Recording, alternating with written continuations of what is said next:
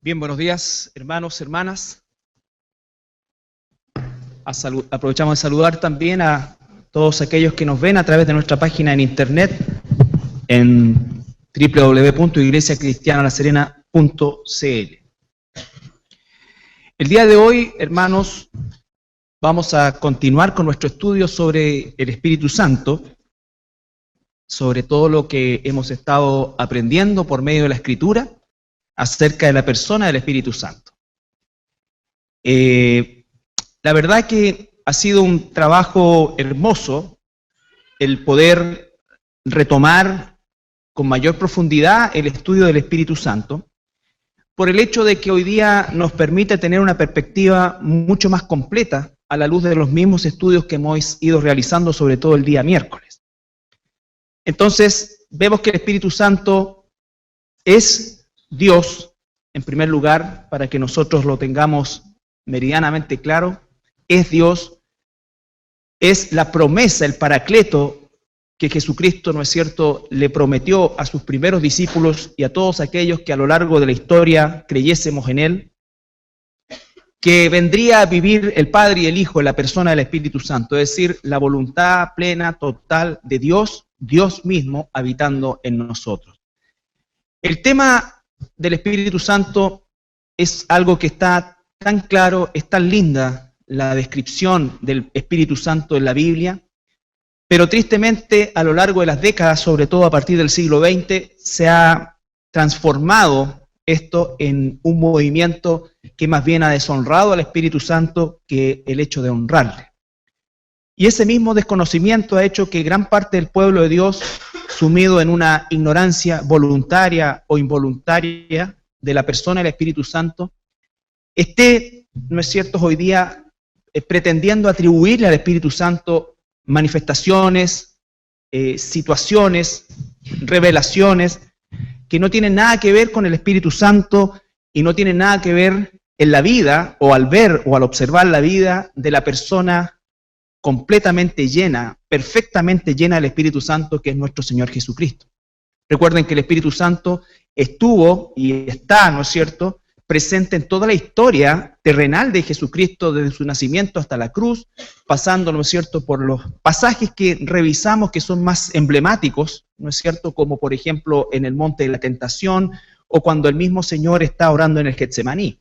Pero la presencia del Espíritu Santo y la dependencia de Jesucristo, de esa llenura del Espíritu Santo, estuvo a lo largo de toda su historia terrenal.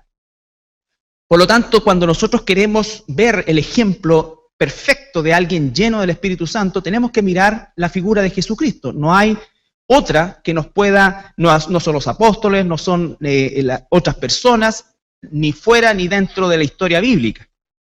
Cuando queremos ver esa llenura y esa perfección, miramos a Jesucristo y conforme a lo que vemos en Jesucristo es en definitiva lo que podemos nosotros tener como medida, como caña, ¿no es cierto?, de norma de lo que es efectivamente el comportamiento de alguien lleno del Espíritu Santo. Yo quiero ser enfático en eso, hermanos, porque en una época donde tenemos tanto relativismo, en una época donde el egoísmo y el egocentrismo están en su máximo expresión, por así decirlo, todo lo que tiene que ver con Dios hoy día de alguna manera se ha sensualizado. Vale decir que se ha llevado al plano de los sentidos y no al plano del conocimiento. Es más, teniendo muchas veces una actitud hostil hacia todo lo que tenga que ver con conocimiento o doctrina, aún dentro del mismo pueblo de Dios. Y definitivamente lo que ha causado que haya una representación tan equivocada del Espíritu Santo hoy día es el hecho de la falta de doctrina, de la falta de enseñanza. Los que están asistiendo el día miércoles, ¿no es cierto?, ya hemos visto el proceso de la inspiración, de la revelación, de la iluminación, de la inerrancia, de la exactitud de la Escritura desde todo punto de vista, y por supuesto también estamos viendo el proceso de la Escritura propiamente tal, y podemos observar la asistencia absoluta del Espíritu Santo en cada una de las cosas que los hagiógrafos, aquellos que escribieron las palabras de Dios, tuvieron, ¿no es cierto?, y escribieron acerca específicamente del Espíritu Santo.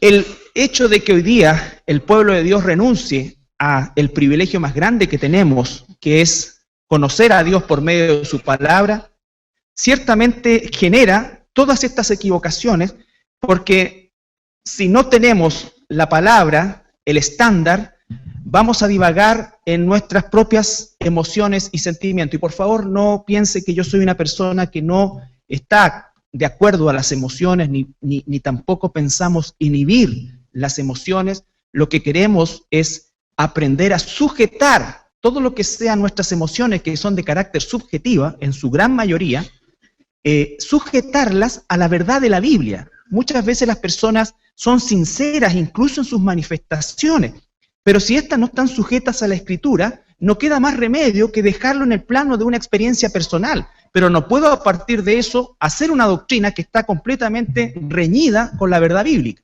Entonces, el problema pasa porque también ese egocentrismo entra a la iglesia y yo de alguna manera estoy buscando el lugar donde me sienta realmente cómodo, el lugar donde la mayoría de la gente no está buscando donde se le enseñe de Dios, lo que está buscando es dónde pueden solucionarle sus problemas. Entonces tenemos una suerte de evangelio excesivamente práctico, donde vamos a la iglesia porque ahí la iglesia me enseñan esto otro, me enseñan esto, y sí, efectivamente la Biblia es un manual o contiene todo lo que nosotros necesitamos, dice, para la vida y la piedad. Pero no podemos tomar lo que la Biblia dice sin ser transformados, porque en el fondo lo que estamos buscando son recetas y lo que Dios quiere es cambiarnos. Porque de adentro el cambio interno provocará sin duda alguna una expresión externa en todas nuestras acciones y decisiones, roles y actividades que realicemos. Pero esto no es solamente entregar recetas de cómo ser buen padre, recetas de cómo ser buen hijo, buen estudiante, no. Porque si es por eso, podríamos decirle, vayan a la librería, ni siquiera cristiana, sino que librería común, y busquen libros de autoayuda y probablemente encuentren muchos principios que también están amparados por la Escritura. Pero el tema no es ese, porque nosotros lo que queremos verdaderamente es que Dios transforme nuestra vida, de manera tal que esa transformación interna del carácter, semejante al carácter de Cristo, dará como resultado todas las demás cosas prácticas,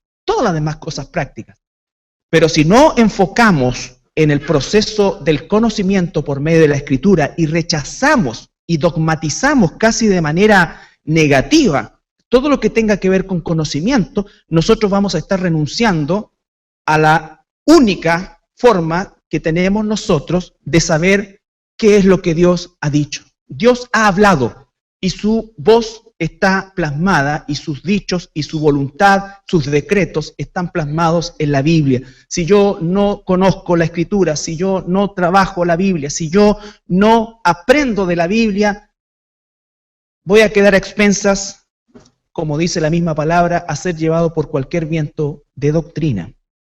Entonces es sumamente peligroso, y aunque he recibido algunas críticas, y está bien, por supuesto que tenemos que estar abiertos a las críticas, pero la explicación que he dado es la explicación que justamente quiero, que estoy comentándoles ahora.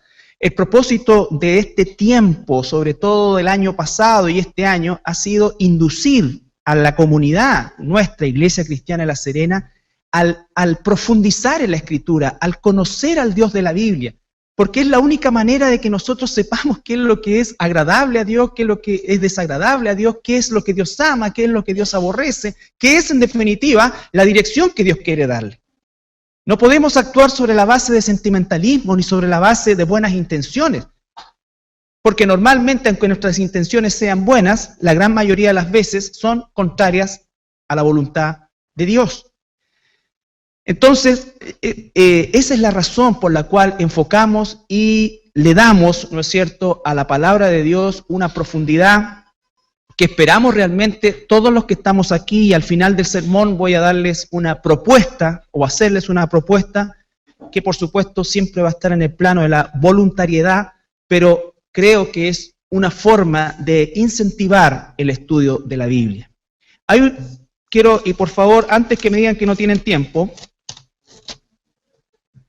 un estudio del año 2009 del Consejo Nacional de Televisión encargado a la empresa Dimarc arrojó los siguientes datos.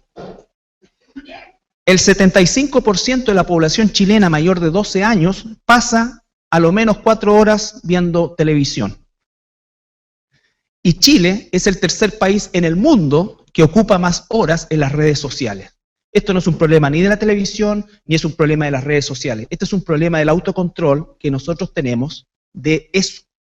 Porque si tú dedicaras el 10% del tiempo que dedicas a eso, a leer la Escritura, te darías cuenta que incluso con ese mínimo esfuerzo hay una diferencia. Pero esto no es gratis. Tú tienes que esforzarte. Tienes que esforzarte hasta que eso se transforme en un hábito. Y luego que se transforma en un hábito, se transforma en un deleite. Pero si nunca empiezas, nunca vas a lograr nada. Nada.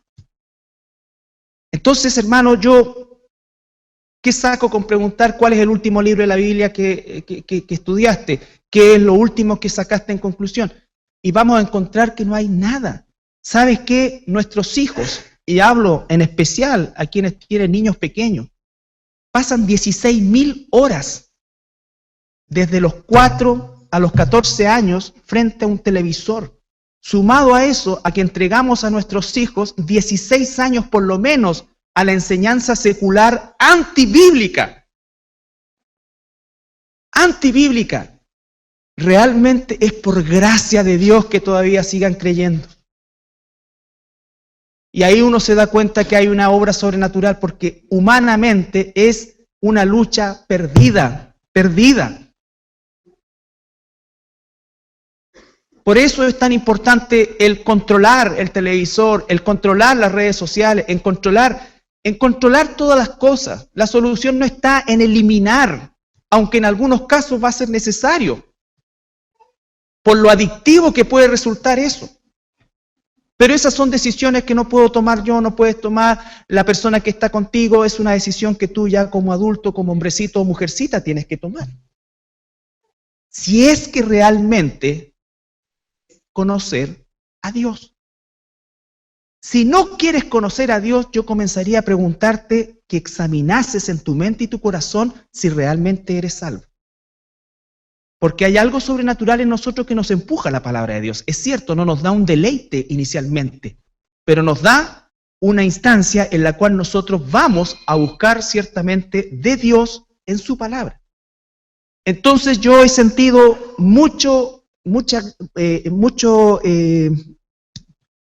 para no ocupar la palabra, he sido gratificado, porque he visto jóvenes sobre todo, y algunos adultos, pero jóvenes sobre todo, que se acercan hoy día con preguntas de carácter teológico, y no porque queramos elevar nuestra mente, pero son preguntas que van a ir surgiendo a partir de la lectura de la Biblia. Ya no es la pregunta, y perdóneme por favor, si alguien se siente identificado, lo siento, pero ya no es la pregunta, ¿me invitaron a un bautismo? ¿Puedo ser madrina? O sea, esa pregunta ya ni la respondo, salvo que la persona tenga menos de un año. Salvo que la persona tenga menos de un año. Porque si hay una iglesia anticatólica, es esta. Y le hemos dado como bomba en fiesta y le seguiremos dando hasta el último día de mi vida, por lo menos, no hablo por el que me suceda si es que llega, será así, porque creo que es una herramienta, pero es un bisturí de Satanás. Pero preguntas profundas, preguntas que me han llevado a investigar más, preguntas que enriquecen la conversación, que dan convicción, que dan un conocimiento más profundo. Jóvenes haciéndolo. Eso es realmente alentador. Alentador. Porque significa que el mensaje de alguna manera a un segmento todavía muy pequeño está llegando.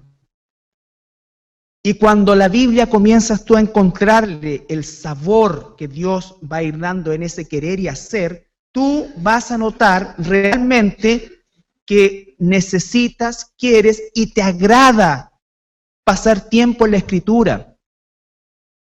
Cuando nosotros nombramos el concepto teológico, las personas dicen, pero es que usted es pura cabeza. ¿Cómo que pura cabeza? Teología ¿no es cierto?, el pensamiento, lo que Dios dice, la sabiduría de Dios, tengo que conocerla si quiero servirle dignamente. Entonces, el tema del Espíritu Santo inevitablemente va a anclar en la palabra, porque vemos que se nombra el Espíritu Santo en cualquier cosa menos en la palabra. El Espíritu Santo me dijo esto, el Espíritu Santo hizo esto, el Espíritu Santo levantó allá, el Espíritu Santo, y todos asumen que es así por las expresiones externas que supuestamente vienen del Espíritu Santo y que ya sabemos no es así en la gran mayoría de los casos. Y cuando son sinceras, cuando alguien me decía, bueno, entonces, si la lengua es esto y esta persona hace esto otro, ¿qué es lo que es? O sea, pregúntale a él, porque yo me enseño a lo que es la Biblia. Ahora la persona puede ser sincera, puede tener un éxtasis, no sé, pero es una experiencia personal de la cual nunca jamás podremos hacer doctrina nosotros. Entonces el conocimiento del Espíritu Santo es fundamental. Y vamos a ir a Primera de Pedro, capítulo 1, versículo 13.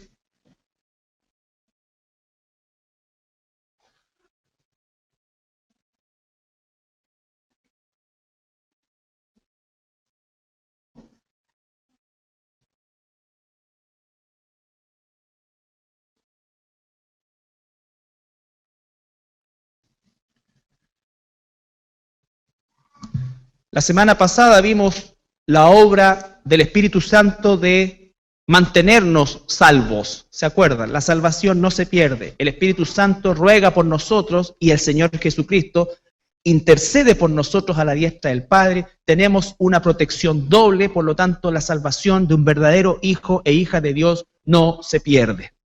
El que provee la salvación es el que sostiene la salvación. Es el que produce la salvación, es el que alimenta la salvación, es el que nos da todo lo que necesitamos para la vida y la piedad. El segundo concepto, que es fundamental, es que el Espíritu Santo nos transforma. La obra más importante que el Espíritu Santo quiere realizar en cada hijo e hija de Dios es la transformación del carácter al carácter de Jesucristo. Ese es el propósito más grande que tiene el Espíritu Santo. Y es eso lo que dice Filipenses 1:6, el que comienza la buena obra la va a llevar a término. Él tiene una medida en la vida de cada uno de sus hijos y cada uno de nosotros se convertirá en lo que Dios ha dispuesto de antemano que se convierta. Nosotros tenemos que permitir que el Espíritu Santo obre en nosotros. Recuerda que hoy día nuestra condición al conocer verdaderamente lo que Dios es, quién es Dios y al ser hijos de Dios, nosotros tenemos, ¿no es cierto?, la capacidad de, al ser adoptados como hijos de Dios, recibir toda la herencia también como hijos de Dios. Esa santificación es el propósito más grande del Espíritu Santo y es lo que va a perdurar en el tiempo. Todas las demás cosas dicen que van a perecer. ¿Hay cosas importantes en nuestra vida? Por supuesto que hay cosas importantes en nuestra vida, pero esta es la más importante porque esta determina quiénes somos. No solo qué hacemos, quiénes somos. Somos hijos de Dios. Por lo tanto, todas nuestras acciones, sean académicas, laborales, familiares, sociales, las que sean, van a estar mediadas y deben estar mediadas por quiénes somos. De lo contrario, estaremos siendo solamente actores que en un momento determinado nos ponemos un traje de esto, después nos sacamos, ponemos el siguiente traje, pero ¿quiénes somos en esencia? En esencia somos hijos de Dios y la transformación va a generar que todas las áreas de nuestra vida en la cual nosotros interactuamos con otras personas en actividades, en fin, como lo dije anteriormente, van a estar marcadas por ese sello de que somos hijos de Dios. Como lo que pasó con Jesucristo, participó en actividades sociales, participó en actividades familiares, participó en actividades, ¿no es cierto?, religiosas de su época, en su propia religión, y en todas ellas siempre fue el mismo, y su sello es indeleble. Eso es lo que debiera pasar con un hijo, una hija de Dios. Por eso dice, capítulo 1, versículo 13, por tanto ceñid los lomos de vuestro entendimiento, sed sobrios, y esperad por completo en la gracia que se os traerá cuando Jesucristo sea manifestado. Como hijos, obedientes, no os conforméis a los deseos que antes teníais, estando en vuestra ignorancia, sino que como aquel os llamó es santo, sed también vosotros santos en toda vuestra manera de vivir. Porque escrito está, sed santos, porque yo soy santo. Si invocáis por Padre a aquel que sin acepción de persona juzga según la obra de cada uno, conducíos en temor todo el tiempo de vuestra peregrinación, sabiendo que fuisteis rescatados de vuestra vana manera de vivir, la cual recibisteis de vuestros padres, no con cosas corruptibles como oro y plata, sino con la sangre preciosa de Cristo, como de un cordero sin mancha y sin contaminación, ya destinado desde antes de la fundación del mundo, pero manifestado en los postreros tiempos por amor de vosotros. Entonces, lo que está diciendo aquí es el llamamiento a una vida santa. Ese es el llamado de tu vida.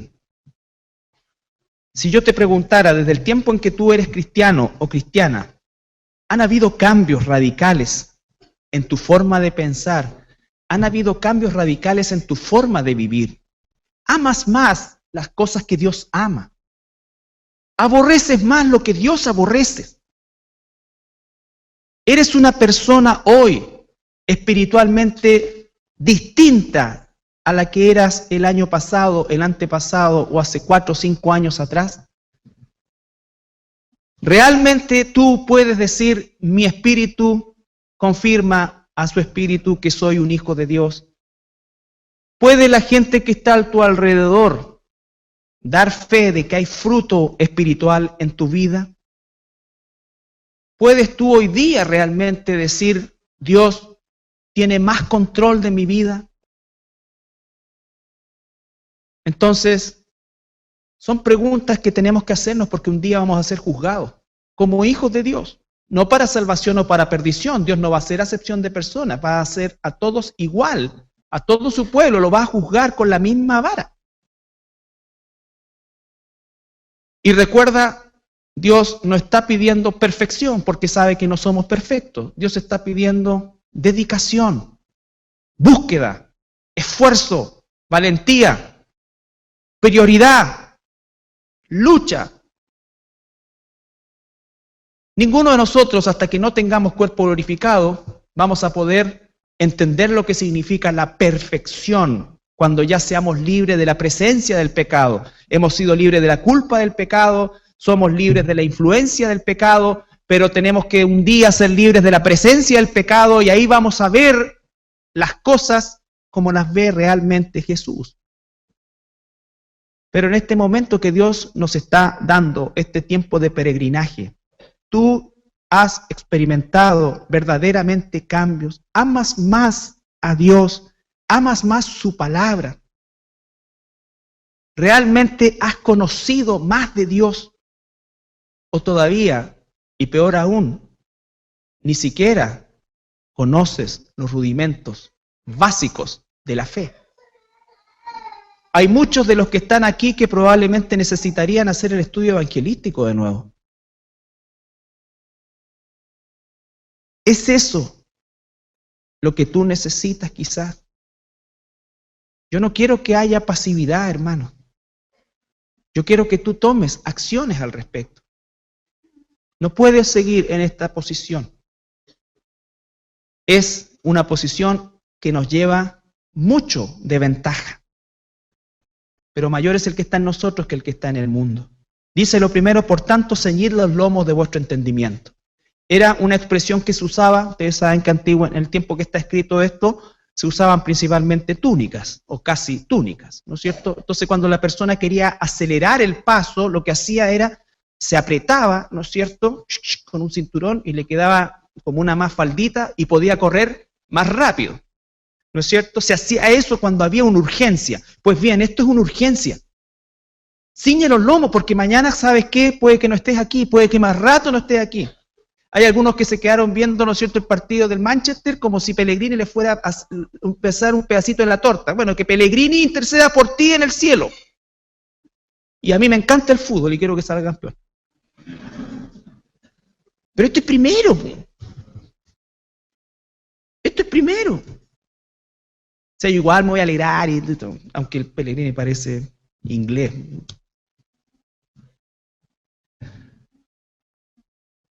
Entonces, se trata de cuáles son tus prioridades. ¿Realmente estás aquí gustoso?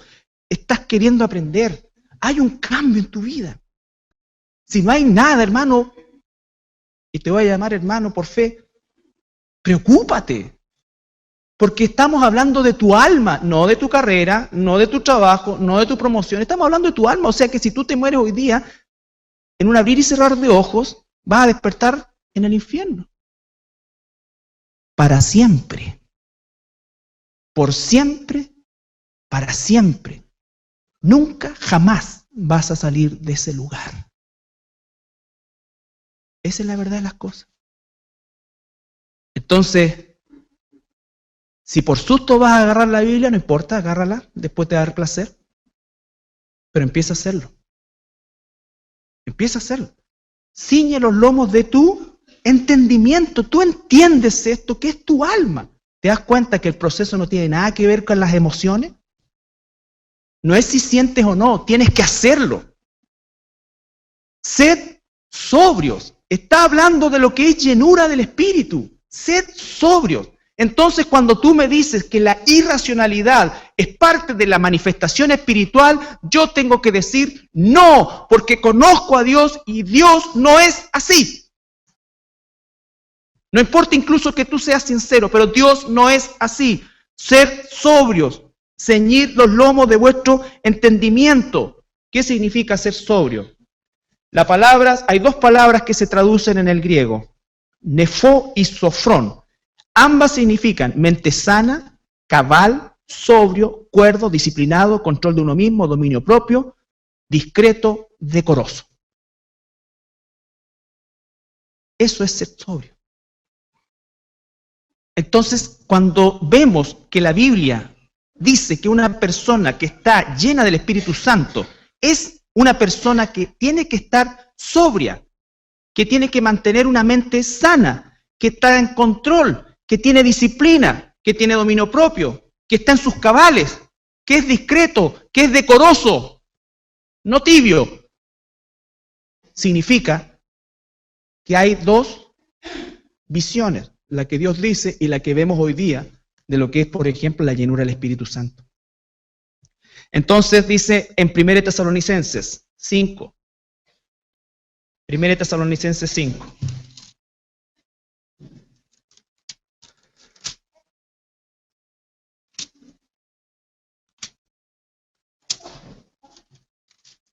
Cinco, 6 al 8. Recuerda la palabra sobrio. Mente sana, cabal.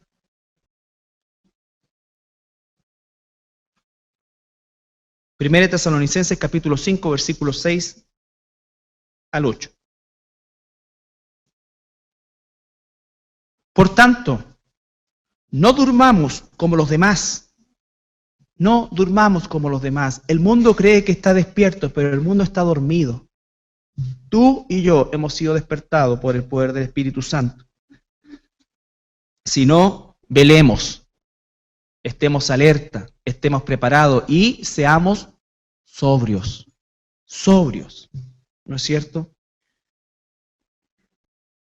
Pues los que duermen de noche se duermen y los que se embriagan de noche se embriagan. Pero nosotros que somos del día, seamos otra vez sobrios, habiéndonos vestido con la coraza de fe y de amor y con la esperanza de salvación como yelmo.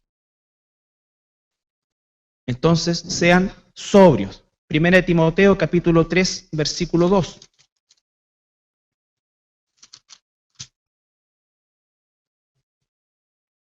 Imagínense los requisitos del pastor. La palabra episcopos, obispo, significa dirigente. Palabra, capítulo 3, versículo 1 y 2. Si alguno anhela obispado, buena obra desea. Pero es necesario que el obispo sea irreprensible, marido de una sola mujer, sobrio, prudente, decoroso, hospedador, apto para enseñar, sobrio, decoroso. Parte de quien está adelante o delante de la congregación. Tiene que haber sobriedad. Si yo me pongo a hacer necedades, ¿qué puedo esperar para los demás? Si yo empiezo con saca la bazuca desde aquí, ¿qué puedo esperar? ¿No es cierto? Entonces, sed sobrios. Ahí mismo, en 1 Timoteo 3:11.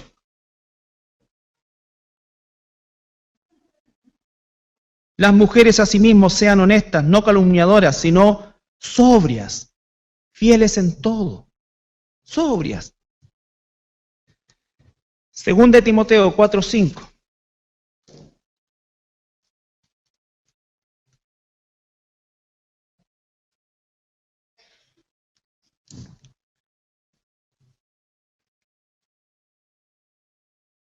Recuerde que 2 Corintios está hablando de encarece el apóstol, ¿no es cierto?, a Timoteo que predique la palabra, desde el versículo 3, porque vendrá tiempo cuando no sufrirán la sana doctrina.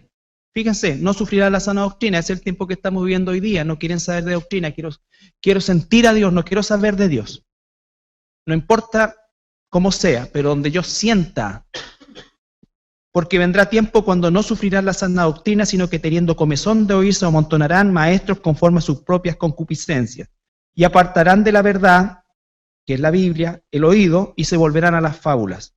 Pero tú, pon tu nombre ahí, pero tú, sé sobrio en todo.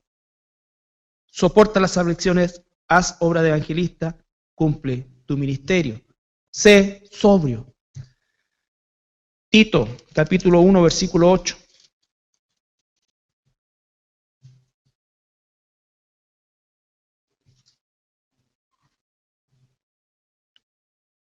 Otra vez. Porque es necesario, versículo 7, que el obispo sea irreprensible como administrador de Dios, no soberbio, no iracundo, no dado al vino, no pendenciero, no codicioso de ganancias deshonestas, sino hospedador, amante de lo bueno, sobrio, justo, santo, dueño de sí mismo. Sobrio, dueño de sí mismo, no descontrol, que me tomó el Espíritu Santo y salí corriendo a la puerta y volví y corrí y corrí. Tito capítulo 2, versículo 2. Desde el versículo 1. Pero tú, habla lo que está de acuerdo con la sana doctrina, que los ancianos sean sobrios, serios, no enojones, serios, confiables. Confiables. Esto no es chacota. No nos ponemos a jugar al exorcista y, ¿me entiendes? O sea, todas esas cosas que se le atribuyen al Espíritu Santo que son realmente ofensivas. Dicen, sean sobrios, serios, prudentes, sanos en la fe, en el amor, en la paciencia, sano, sobrio. Todas palabras asociadas. Versículo 12, ahí mismo en Tito.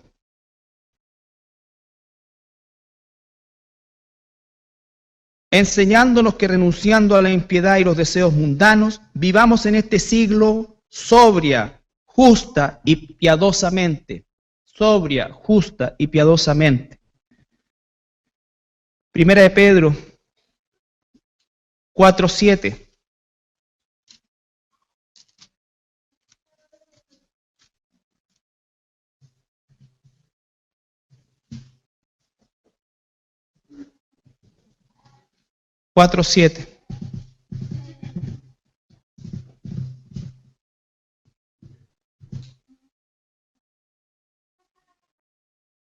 Mas el fin de todas las cosas se acerca. Sed pues sobrios y velad en oración. Sed pues sobrios y velad en oración. 5:8 de Primera de Pedro. ¿Cómo es que tengo que yo distinguir la actividad satánica estando en mis cabales, estando en el sano juicio, siendo prudente, estando en oración? Y dice, sed sobrios y velad. Por lo tanto, lo que la Biblia me dice es que yo no puedo distinguir la actividad satánica si no soy sobrio. Por lo tanto, si he perdido mis cabales y estoy entregado a un desborde emocional, dejé de ser sobrio. Por lo tanto, eso significa que ya no es Ya no tengo posibilidad de discernir qué es lo que Satanás está haciendo y capaz que hasta el mismo Satanás me esté influyendo. ¿Ya? Sed sobrios y velad, porque vuestro adversario el diablo, como león rugiente, anda alrededor buscando a quien devorar. Sed sobrios, velad. Se repite una y otra vez. ¿Por qué traemos a colación esta sola palabra y todos estos versículos? Porque cuando hablamos de la obra de santificación, ¿no es cierto?, que el Espíritu Santo está realizando en nosotros, la obra va a comenzar por poner en orden las cosas. Sed sobrios. Sed sobrios. Velad. Vale decir que ha habido una transformación del Espíritu Santo, que el Espíritu Santo ha hecho en nosotros, que nos coloca en una posición siempre de tener buen discernimiento, de tener conocimiento, de tener sabiduría, de obrar conforme a esa sabiduría, conforme a ese conocimiento, de ser contenido por esa sobriedad, de ser usado aún en una situación conflictiva, complicada. Pero si yo no tengo sobriedad y pierdo el control, soy descontrolado, nadie sabe lo que digo, nadie sabe lo que hago, nadie sabe por qué hago lo que hago. ¿No es cierto? Hay cosas que son definitivamente repudiables porque son verdaderas expresiones ya no de ni siquiera de pérdida de control, sino que abiertamente de actividad demoníaca. Y las personas muchas veces dicen que es el Espíritu Santo. Eso es un insulto. Eso es un insulto porque el Espíritu Santo lo primero que va a hacer en la obra de santidad es sobriedad. Es decir, me doy cuenta de quién soy, de quién es Dios. Por eso estudiamos todo el año pasado los atributos de Dios. Porque si no conozco los atributos de Dios, no voy a poder conocer al Dios de los atributos en su palabra. Él nos muestra cómo es. Y cuando Él me muestra cómo es Él, también me muestra quién soy yo. La gracia que ha caído sobre mi vida, sobre tu vida. Tengo una perspectiva totalmente distinta de las cosas. Comienzo a tener compasión, comienzo a tener misericordia, comienzo a tener realmente gratitud. Porque Dios está enseñándome por medio de su palabra. Está enseñándome a ser sobrio. Cuando estoy siendo lleno del Espíritu Santo es cuando más sobrio estoy. Cuando la palabra dice en Pablo en Efesios, ¿no es cierto? Dice, no os embriaguéis con vino. No os embriaguéis con vino. Es decir, es una afirmación negativa. No hagan esto. Ni estén como lo que se deduce de estar ebrio. Pues bien, hay todo un movimiento que habla de estar borracho en el Espíritu. Borracho en el Espíritu. Y todos se dan vuelta, ay, lo tomó el Espíritu y estoy borracho en el Espíritu. Y camina, es como borracho. Entonces, o están endemoniados, o se están haciendo, no sé. Pero hay que agarrarlo a palo igual, porque están hablando en el nombre del Señor. Con eso no hay que tener misericordia, porque están ofendiendo el nombre de Dios. Tengo misericordia con los perdidos, con los hermanos que están creciendo. Pero con los que están ofendiendo, nosotros pasamos a ser blandeque-leque-leque. Y decimos, bueno, el hermano, o las manifestaciones, los hermanos, y vamos insultando. Nadie dice nada. Entonces, ¿qué es lo que nosotros tenemos que entender por sobriedad? Solamente la Escritura nos lo puede decir. Y si la Escritura nos dice que una obra de santificación del Espíritu Santo es sobriedad, significa que te ha hecho con los sentidos más sensibles para poder distinguir cuando la obra de Satanás está empezando a obrar contra ti, contra mí. Nos ha hecho más capaces, nos ha dado una capacidad y una sabiduría que no tenemos. Y comenzamos a entender y en muchos casos a comprender la palabra de Dios. Empezamos, ¿no es cierto?, a experimentar un cambio en nuestra manera de pensar. Y eso va a traer como consecuencia, tal como dice Romanos, un cambio en nuestra manera de vivir.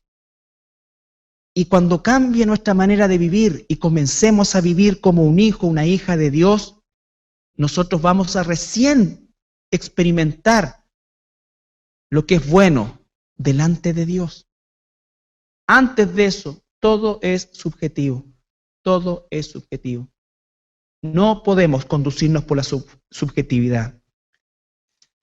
Para terminar, analizamos solamente el versículo 13 de Primera de Pedro, capítulo 1, donde dice, por tanto, ceñid los lomos de vuestro entendimiento. Es decir, es tiempo de que comencemos rápidamente nosotros a cambiar la situación paupérrima que nos encontramos frente a la palabra de Dios. Y ahí, dice después, sed sobrios. No puedo ser sobrio si primero no cambio la situación escritural en la que me encuentro. Y cuando eso sucede, entonces puedo esperar por completo en la gracia de Dios. Esperar por completo en la gracia de Dios que se os traerá cuando Jesucristo sea manifestado. Espero por completo en la gracia de Dios. Estoy conociendo a Dios. No tengo una actitud pasiva, tengo una actitud activa en la búsqueda de Dios, en la búsqueda de esa transformación. Por eso es que es tan importante estudiar la Biblia, imprimir un grado de profundidad mayor a la Escritura, indagar. Hoy día tenemos tantos recursos, gratis, la gran mayoría de ellos gratis. La dedicación de nuestro tiempo. Entonces, para terminar, yo quiero proponerle este desafío. No levanten la mano, ni hagan juramento, ni pasen adelante aquí, que yo ponga las manos, Señor. No, porque eso no va a resultar. Es pura lagrimería, ¿no es cierto? Y después siguen haciendo lo que quieran. Sí, pues. Si son 25 años ya de ver todo eso, por eso que los congresos de pastores, los congresos, no sirven para nada. No sirven para nada. Porque son esos chispazos, ¡tá! Y salen todos. O congreso de jóvenes, y llevan un grupo musical y todos lloran, se arrepienten, y después les dura ¿cuánto? 2 semanas. Porque no leen la Biblia, porque no son insertos en la teología y en la doctrina. Solo así servirían. Solo serviría. Cualquier cosa que hagamos serviría. Cuando hay 1 o 2 reunidos en mi nombre, dice el Señor, ahí estoy yo. O sea, todo sirve. Pero si tomamos eso solamente como una aspirina para solucionar el problema espiritual en que me encuentro, no. Es humo. Solamente humo. Decía yo, los congresos de pastores, puras tonteras. Puras tonteras. Liberación, esto y allá, toda la gente llena. Nunca ha habido un congreso en el que digamos, es que vamos a abrir la Escritura, ¿qué está pasando en nuestro medio? Lleguemos a un consenso como pastores, como líderes, Dios nos va a juzgar doblemente. ¿Por qué es que se está enseñando esto? Busquemos la Escritura, encerrémonos el tiempo que sea necesario, pero lleguemos a la conclusión bíblica de quién es el Espíritu Santo y cómo opera. Jamás, porque le quitamos el negocio a la gran mayoría. Entonces, aun cuando las palabras resulten, al parecer, ofensivas, lo que están haciendo es ofender a Dios mismo por medio del Espíritu, por medio de la naturaleza de las cosas que están haciendo, atribuyéndose al Espíritu Santo. Eso es lo que necesitamos hoy más que nunca. Juntarnos los líderes y realmente examinar qué está pasando. ¿Quién levantó la mano o dijo algo en Santiago, por ejemplo, cuando este hombre satánico, este hijo del diablo, que se hace llamar obispo, Cid, hace y deshace? ¿Quién? No hay un consejo disciplinario a nivel de todas estas cosas pastorales. Es triste, hermano, porque estas cosas pastorales que existen están solamente funcionando en virtud de la política y de las conveniencias. Dando apoyo, quitando apoyo, saliendo aquí, saliendo allá, participando. La última vez que yo fui a una reunión de pastores, estuvimos 3 horas, porque digo, Señor, yo en humildad estoy acá de principio a fin. 3 horas para armar el Te Deum. 3 horas para armar el Te Deum. Que el hermano de tal iglesia va a tocar, este otro de acá, pero ¿quiénes pueden? 3 horas perdidas. Y el Te Deum va a la autoridad, ¿no es cierto? Y más encima se baja, y levanta esta autoridad, te la colgamos delante de ti. Y la autoridad lo único que quiere es irse. Ni una palabra de arrepentimiento, ni una cosa así. Esa es la realidad, es triste, es denigrante, muchas veces insultante. Y yo soy crítico porque creo que todavía, a pesar de cómo están las cosas y a pesar en la dirección que ha tomado el mundo, podemos nosotros seguir marcando una diferencia. Cada vez que veo eso, cada vez que participo de algo así, que ya no lo hago, porque ¿sabes qué? Es una pérdida de tiempo. Desde hace 5 años yo decidí dedicarme solamente a ustedes, a buscar a Dios y darles lo que el pueblo de Dios necesita conforme a la voluntad de mi Dios. Nada más. No participo en ninguna otra cosa. En ninguna otra cosa que juntémonos, oye, puche, y juntémonos con acá, y vamos allá, juntemos, y hagamos esto, y hagamos una... ¿Para qué? Que Dios juzgue mis acciones, pero yo en conciencia lo he hecho y he aislado de alguna manera a esta congregación de todo aquello. Que Dios me juzgue. Ustedes son libres de ir donde quieran, si quieren al aniversario de José Smith allá abajo en Los Mormones. Pero de mí no va a salir ninguna invitación de ese tipo. Juntémonos, oye, podríamos hacer esto y un congreso de jóvenes. ¿Qué? ¿Qué les enseña? Pues tú tienes al pastor de joven metido con una de las jovencitas y aquí y acá, todo esto y una sala. Todo lo que sea realmente algo importante. Si podemos apoyarlo, lo apoyamos. Pero no transamos nada doctrinal. Yo no quiero saber eso hasta que algún día se levante un grupo de hermanos y digamos, esto tenemos que ponerle un alto. Aunque sabemos que es un tsunami, pero tenemos que ponernos como hombres valientes delante de esa falsa doctrina y darle el tratamiento que esa falsa doctrina merece. Desenmascarar a todos aquellos que han ofendido durante décadas al Espíritu Santo gratuitamente. Gratuitamente. Pero si eso no va a suceder grupalmente, entonces habrá que hacerlo individualmente. Y es la única tribuna que tenemos. Ah, y la radio.